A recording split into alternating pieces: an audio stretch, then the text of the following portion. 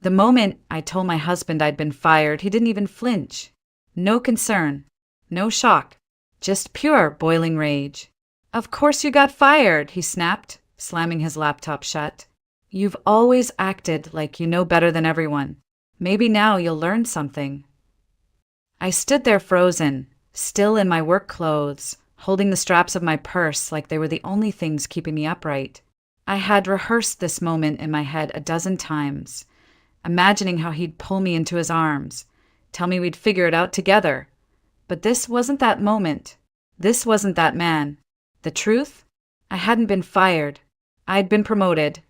Unexpectedly, joyfully, after years of quiet, thankless work.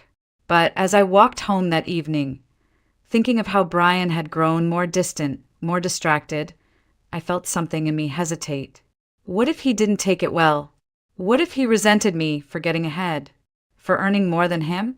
He was raised in a household where the man was the provider, the one who built the foundation, as his mother used to say.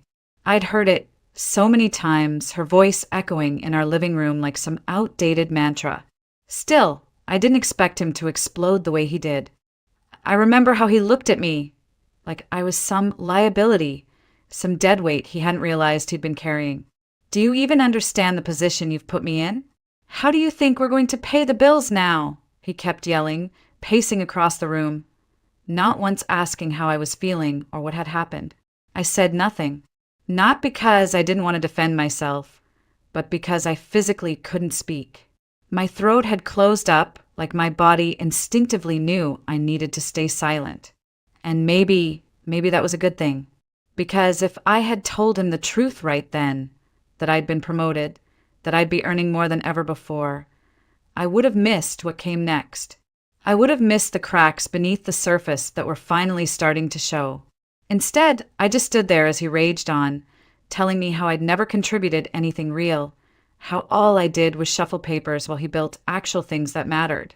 I barely remember how the rest of that evening went. I think I went to the bathroom and stood under the shower for half an hour, letting the water scald my skin as if it could wash away the humiliation, the confusion, the fear. That night, he slept on the couch without a word. I lay in our bed, staring at the ceiling, my mind racing. There had been signs, I realized. Signs I had ignored for too long. The late nights at work, the secretive glances at his phone, the way he stopped meeting my eyes when we spoke. And now, his total lack of empathy, his coldness. It wasn't just about the lie anymore. Something else was going on, something darker. And I was starting to feel it rise beneath my skin, the instinct to survive, the instinct to know the truth before it destroyed me first. Looking back, the signs had been there long before I ever uttered a word about being fired. They weren't glaring red flags, at least not at first. Just small things. The way Brian started coming home later and later, always with a vague excuse. The way his phone, once casually left on the kitchen counter, was now always face down, locked tight. Or how he'd started skipping our Saturday breakfasts, something we'd done religiously for years, with nothing more than a shrug and a maybe next time. I told myself it was just stress. His construction firm had taken on a massive downtown project, and he was working more than usual. I wanted to believe that. I really did. Because the alternative, the creeping suspicion that the man I'd shared a bed with for 10 years might be slipping away, was too painful to face. But the moment that lodged itself into my memory, the one I kept playing over and over again in my mind, happened 2 months before I tested him. I'd gotten off work early one Friday. My team had wrapped a product launch ahead of schedule, and I thought it'd be sweet to surprise Brian, cook his favorite dinner, open a bottle of wine, bring back a little piece of us that had been missing lately. I let myself into the house, quietly, thinking I'd catch him working in the living room. But as soon as I opened the front door, I heard his voice coming from down the hallway. He was on the phone, speaking in a tone I hadn't heard before, serious, clipped, almost rehearsed. "No, she doesn't suspect anything yet," he said, followed by a long pause. "We just need a little more time." And then he laughed. Not the warm, playful laugh I used to know. This was something else. Cold, detached, almost cruel. I stood frozen in the hallway, clutching the doorframe, my heart pounding in my ears. He was talking about me. I knew it. I didn't hear the other person's voice. Maybe it was on speaker, maybe not. But I could feel the weight of the conversation settle on my chest like a stone. I couldn't move. I couldn't breathe. Then, as if nothing had happened, he walked out of the bedroom, saw me, and smiled. Kissed me on the cheek like it was any ordinary day. I smiled back, went into the kitchen, started boiling pasta, but something in me cracked that evening. A quiet fracture, invisible on the outside, but spreading quickly underneath the surface. From that day on, I started watching him differently, listening more carefully, picking up on the subtle shifts in his behavior, the way he avoided talking about the future, the way he grew impatient when I asked about his day, the little lies he told without even realizing I'd caught them. I wasn't crazy. I wasn't being paranoid. My gut was screaming at me, and I was finally listening. It was a strange kind of grief, mourning the slow death of something while still pretending it was alive. I kept telling myself to wait, to collect more signs, to be sure, until that moment in the hallway after my fake firing, when the last of my illusions finally fell apart. That's when I knew something bigger was happening, something I hadn't even begun to imagine. But I was about to find out, and once I did, there would be no going back. It was around 2 in the afternoon when I heard the front door open. I had stayed home from work that day, claiming to feel unwell. Truthfully, I just needed space to think. Brian believed I was still unemployed, broken, vulnerable, afraid to face the world. He had no idea I was still working, no idea I'd just been promoted, no idea I was using the time to pull myself together, quietly, carefully. I froze when I heard not one, but 2 voices enter the house. The second voice didn't belong to a coworker or a friend. It belonged to Linda, my mother-in-law. I stepped silently into the hallway, standing just beyond the crack of the guest room door. I knew I shouldn't listen, but something about the way they spoke, so casually in the middle of a weekday, made my skin crawl. So, Linda's voice rang sharp and familiar. Why the sudden midday visit? Everything all right? It's all going exactly as planned, Brian replied, sounding almost pleased. She told me she got fired yesterday. Totally devastated, just like you predicted. I covered my mouth with my hand, willing myself not to gasp. Finally, Linda said, exhaling with satisfaction. She won't have any choice now. She'll have to agree to our terms. My knees buckled slightly. I leaned against the wall, heart pounding so loudly I could barely hear what came next. She's completely dependent on me now, Brian continued. Selling the house is just a matter of time. Linda let out a smug little chuckle. See, I told you that girl was never right for you. Too ambitious, too independent. You really think she'd be with you if it weren't for your father's house? It felt like being punched in the chest. That house had been our home for a decade. I'd invested so much of myself into it, my time, my money, my heart. And now they were planning to sell it like I was just some tenant they'd finally tricked into leaving. Don't start, Mom, Brian said with a sigh. We already talked about this. And what about Claire? Linda asked. When are you going to tell her it's time? Claire. The name hit me like ice water down my spine. Claire Jennings. I knew who she was, vaguely. Mark's girlfriend before the accident. Mark, Brian's older brother, who died in a car crash 3 years ago. Claire had disappeared after the funeral. I had no idea Brian had kept in touch, let alone. She's ready, Brian said, voice suddenly gentler. The baby's doing great. Claire says he's growing fast. Already looks just like Mark. My stomach twisted violently. I'll adopt him as soon as the divorce goes through, Brian continued, almost like he was discussing a business deal. He'll be my son. Our son. I couldn't breathe. Linda purred. Just think how happy Claire will be when she hears the house is going up for sale. She's waited so long for this. My ears were ringing. My vision blurred. This wasn't just betrayal. This was a coordinated replacement. They weren't just planning to leave me. They were planning to erase me. And the worst part was, I had no idea how long this had been going on. No clue how many smiles, how many kisses had been lies, rehearsed, strategic, calculated. My husband wasn't just cheating. He was plotting. I always knew Claire was the one for you, Linda said, her voice melting into that sickly sweet tone she reserved for people she actually liked. You two are perfect together. It's just a shame you met her too late after you married that one. That one. That's how she referred to me. Not Rachel. Not your wife. Just that one. A placeholder. An obstacle. I bit down on my knuckle to keep from making a sound. My entire body was shaking, but I couldn't stop listening. I needed to hear everything. Let's not get carried away, Brian muttered. We still have to make sure Rachel doesn't fight us on the divorce. She won't, Linda replied confidently. Not if you handle it right. Remind her she has nowhere to go. No job. No savings. She'll fold. I clenched my fists, every nerve in my body screaming.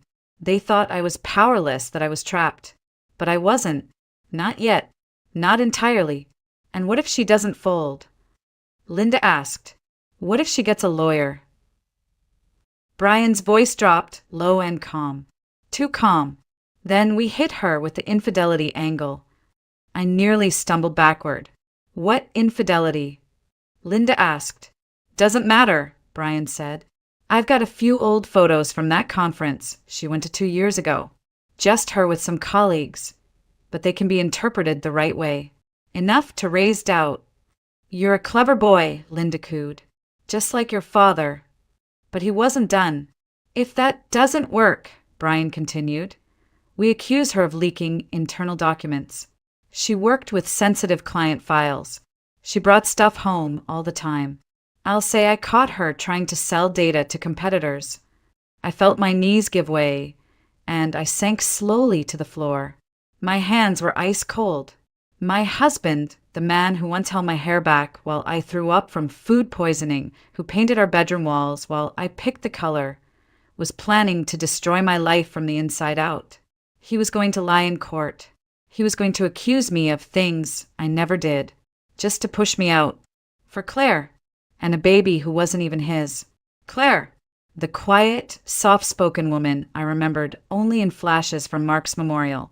She had seemed kind, fragile. I never imagined she would come back into our lives like this. Not as the woman replacing me. Not as the mother of the child my husband planned to call his own. How's the baby doing? Brian asked then, his voice suddenly light. Almost happy. Strong, Linda answered proudly. Claire says he's growing fast. Looks just like Mark. Same eyes, same laugh. You'll see soon enough. The room started spinning. They were building a new family, Brian, Claire, the baby, and Linda, of course. Always Linda.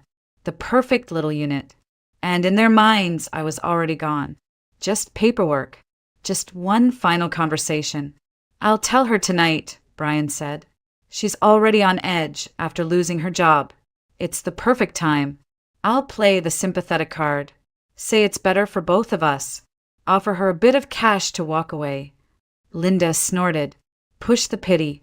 Make her feel like a burden. She'll cave. Women like her always do. I bit my lip so hard I tasted blood. But even through the pain, I smiled to myself, just barely, because they didn't know the truth. I hadn't been fired. I had been promoted, and they had no idea that their plan was already falling apart. I stayed crouched behind the door long after they stopped talking. I didn't move when I heard the couch creak or the front door close behind Linda. I just sat there, hugging my knees, heart hammering so loud I thought it would give me away. My body was frozen, but my mind was burning. This wasn't just betrayal. This was war. And I'd walked right into it, unarmed, unaware, until now. But I wasn't going to be a casualty. Not quietly. Not ever. That night, I didn't speak to Brian. He acted like nothing had happened. He poured himself a drink, watched the game, glanced at me with that carefully neutral expression that now seemed so grotesque. I didn't look at him. I didn't trust myself to, because if I did, I might break the illusion. And I needed that illusion, at least for a little while longer. In bed, I lay still with my eyes open, my back to him. He fell asleep quickly, like always, as if the day hadn't included plotting to erase me from his life. I listened to his breathing and planned. The next morning, I left the house before sunrise. I didn't go to work. Not right away. I went to the storage closet where we kept old documents, warranties, receipts, contracts, tax papers. I pulled everything I could find. I needed proof, evidence that I had contributed to that house, that I had invested in it with my own money, not just my presence. The new water heater? My bonus paid for it. The custom cabinetry in the kitchen? My design, my deposit. I dug out bank statements, delivery invoices, furniture receipts. I packed them all into a box, then into a bag, and drove across town to the only person I trusted, Emily. Emily Barnes wasn't just a colleague. She was my friend. For years, we'd been each other's sanity during late nights at the office. She knew my coffee order, my birthday, the name of the stray cat I once tried to adopt and failed miserably. Most importantly, she'd never once betrayed me, not even with gossip. And that made her invaluable now. When I showed up at her door, she didn't ask questions. She just looked at me for a moment, then stepped aside. "I need a favor," I whispered. "Say no more," she said. In her kitchen, I placed the documents on her table. "If anything happens, if I disappear, if I stop answering calls, give this to my lawyer." She raised an eyebrow but said nothing. "I'm not being paranoid," I added, seeing the concern in her face. "But I can't take any risks." Emily nodded slowly. "You're scaring me a little. But okay, whatever you need." I exhaled, the tension in my chest loosening just a bit. I hadn't told her everything. Not about Claire, not about the baby, not yet, but she understood enough. That something was deeply wrong, that I needed her. And for now, that was enough. As I drove back home, I passed by the park where Brian and I used to walk on Sundays. I remembered how he used to hold my hand, how he once looked at me like I was his entire world. That man, that version of him was dead. The one waiting at home for me now. He was a stranger in familiar skin. And tonight, that stranger was going to sit me down, look me in the eye, and ask me to disappear. He had no idea that I was already planning how to make sure it would be him who lost everything. When I walked through the front door that evening, I knew it was coming. The conversation, the performance. He'd rehearsed it in his mind. I could see it on his face. That forced concern, the artificial heaviness in his shoulders. Brian Carter was about to pretend to be the good guy in his own betrayal. "Hey," he said, voice low, careful. "We should talk." I gave him a tired smile, just enough to look worn down, just enough to keep him confident. "Sure," I replied, dropping my bag by the door. "What's going on?" He gestured to the living room, already set up like a scene from a play. He dimmed the lights. 2 glasses of wine sat on the coffee table. He even had a blanket draped over the armrest, like this was going to be some soft, mutual discussion, like he was doing me a favor by dismantling my life gently. I sat. He took the armchair across from me, lacing his fingers together, letting out a sigh so theatrical I nearly laughed. "Rachel," he began, "I've been thinking a lot lately. About us. About where we are. And I think we've grown apart." I kept my eyes on the wine glass, nodding slightly. "Okay. I don't want this to be ugly," he continued, leaning forward. "I don't want lawyers or courtrooms. I just think it's time we both admitted this marriage isn't working anymore."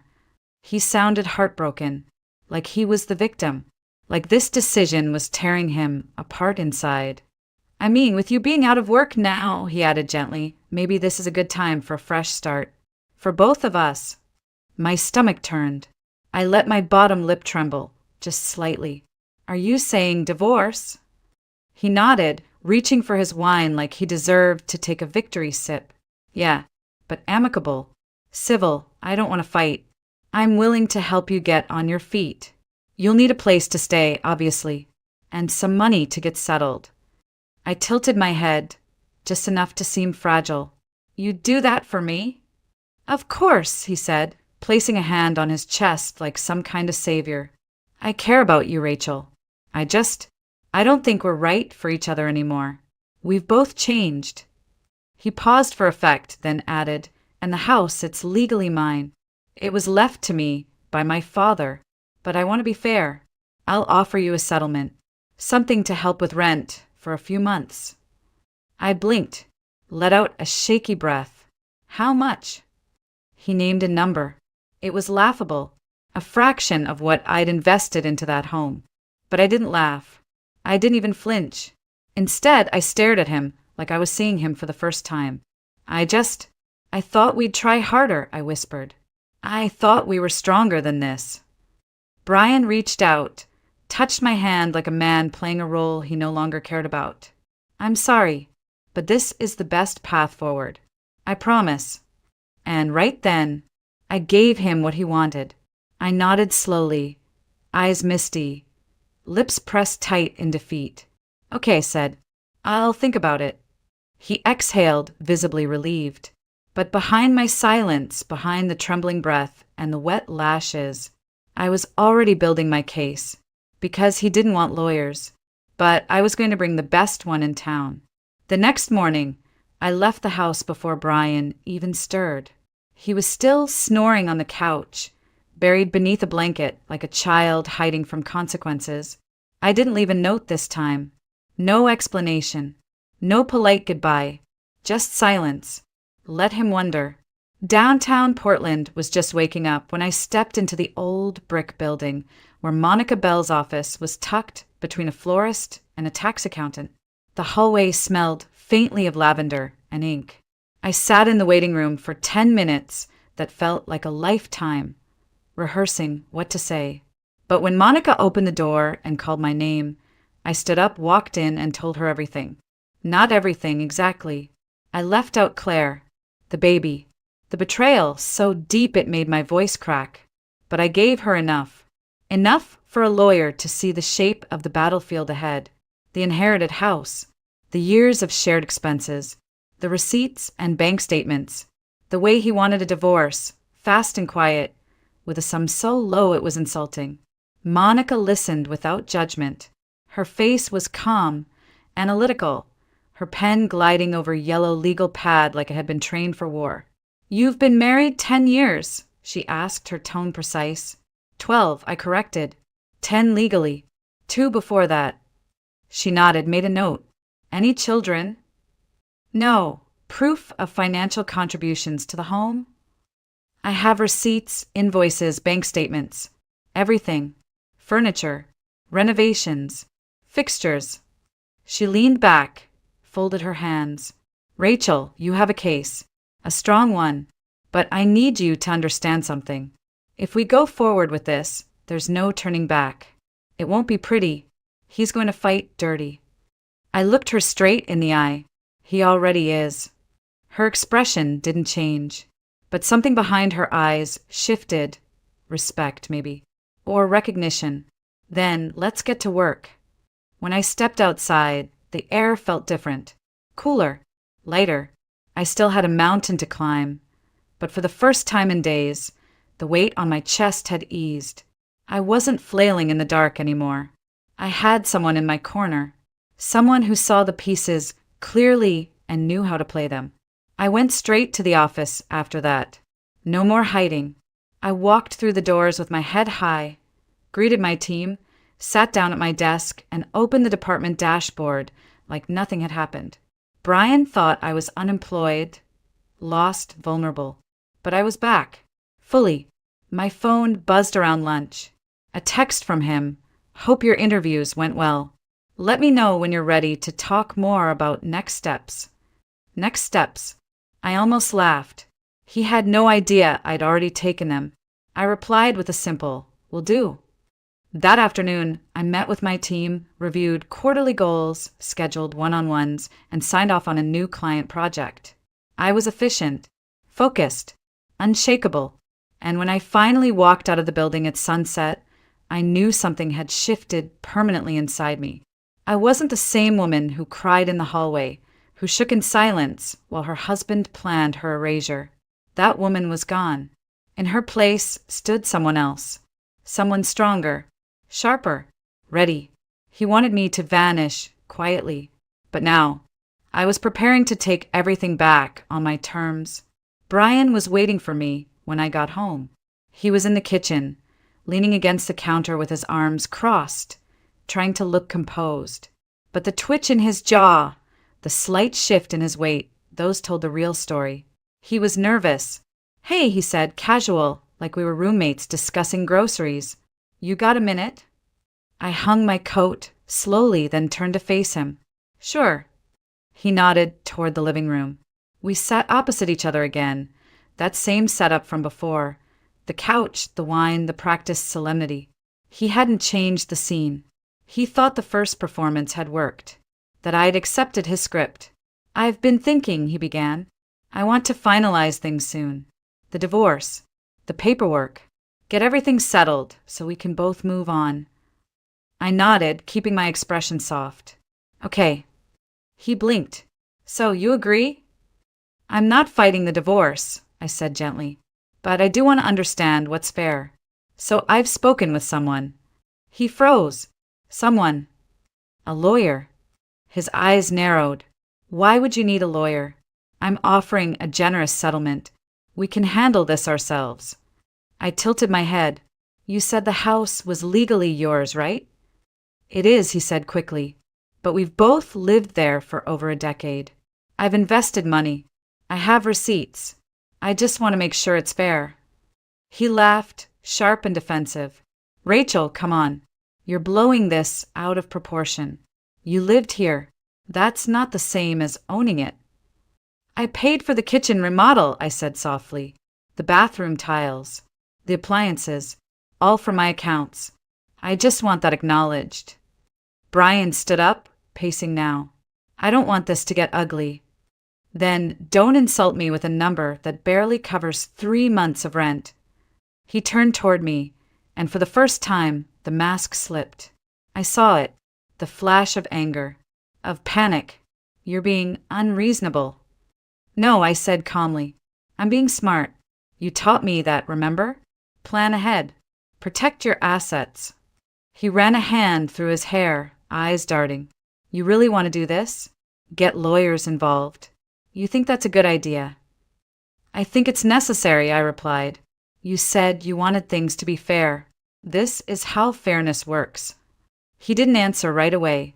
He just stared at me, as if trying to recalculate, reframe me in his mind. I was no longer the fragile wife he thought he'd broken. I was something else now. A problem.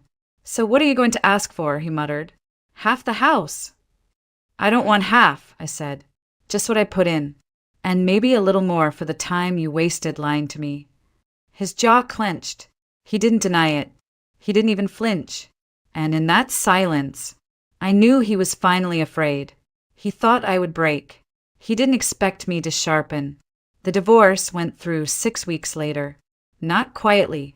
Not quickly. Brian dragged his feet once he realized I wasn't going to play dead. His lawyer, probably the same smug friend he bragged about to his mother, tried every trick in the book. But Monica was sharper, smarter, ruthless when she needed to be. She had a copy of every receipt, every transfer, every signature I'd ever made on that house. We didn't go after more than what was fair, but we made sure Brian couldn't keep what wasn't his. In the end, I walked away with a respectable settlement and full legal recognition of my contributions. Not just financially, but as a partner who had invested years of her life into a shared home, into building something real, before he decided to burn it down. The last time I saw him, we were signing papers in a sterile conference room downtown.